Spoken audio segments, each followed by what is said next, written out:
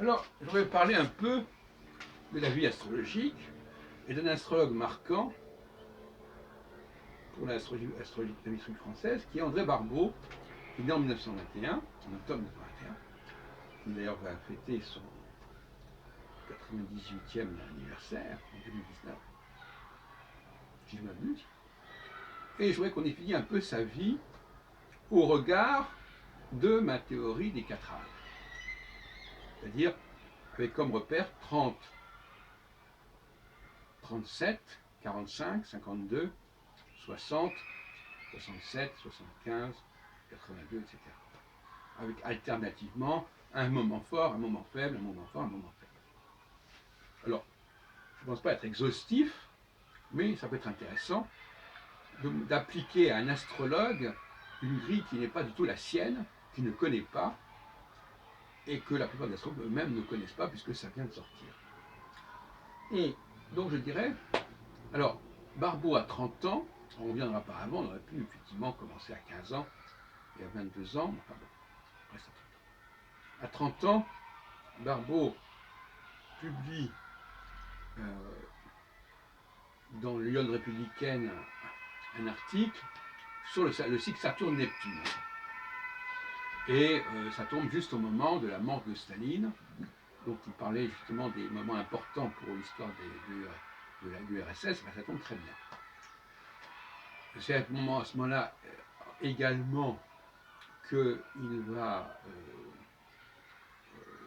être sollicité par les gens du Seuil pour publier une collection sur le zodiaque, 12 petits bouquins.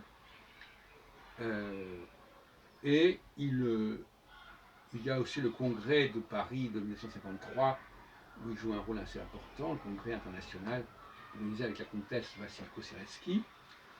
À l'époque, d'ailleurs, il dirige des petites revues, etc. Donc ça, c'est les années 30. En 1955, d'ailleurs, pour continuer dans cette période-là, il publie chez Grasset Les Français d'illustration d'astrologie, collection dirigée par Raymond Abellio. Donc, le début des années 50, c'est pas mal. Alors, bon, on pourrait maintenant s'arrêter à 37, c'est-à-dire 7 ans après, en 58. Bon,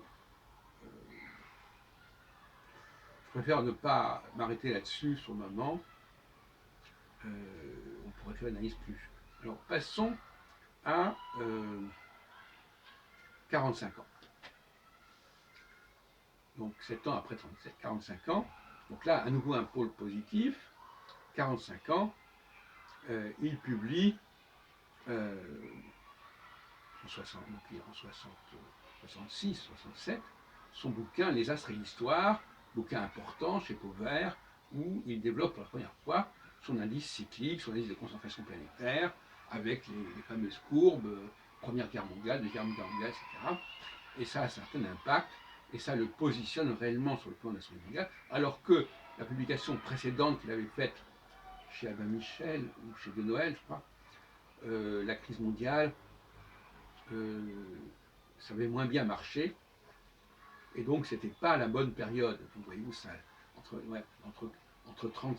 l'âge de 30 ans et de 45 ans, il y a eu la période intermédiaire avec un ouvrage qui a été un peu moins intéressant et impactant que celui de 67.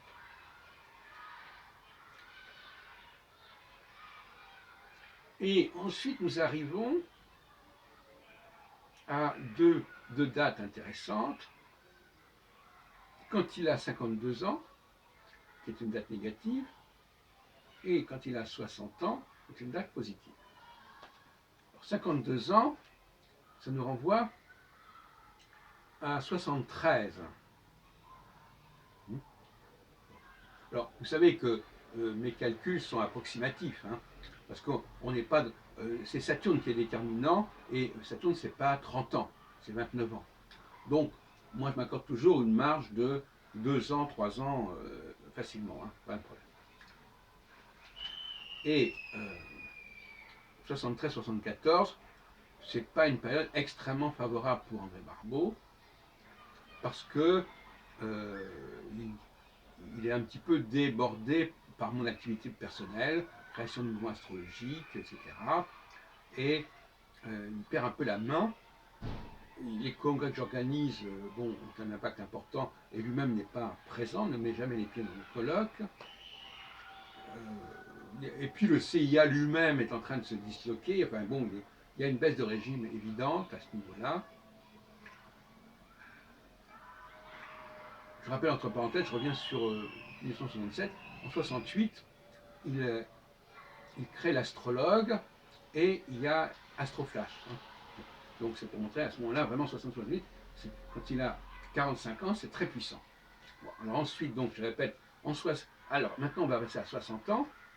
En 60, donc on peut dire que la période de 57 ans, de 52 ans n'a pas été très heureuse pour Verbo, ce qui est normal puisque c'est un des points faibles de la théorie du système.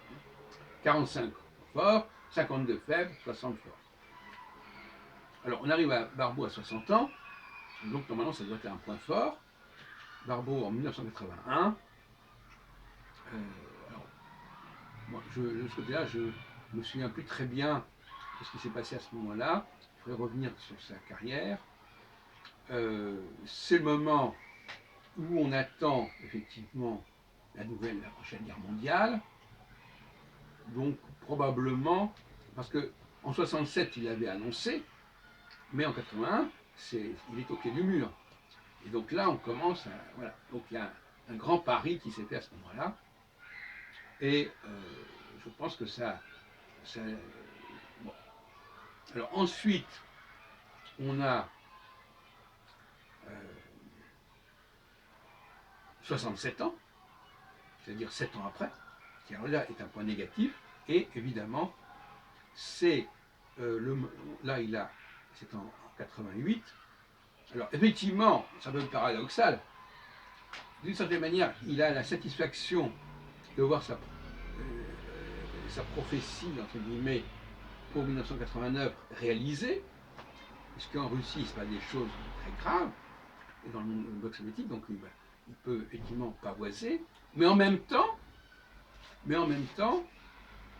il est obligé de faire le bilan négatif de sa prophétie sur la Troisième Guerre mondiale dans les années 80.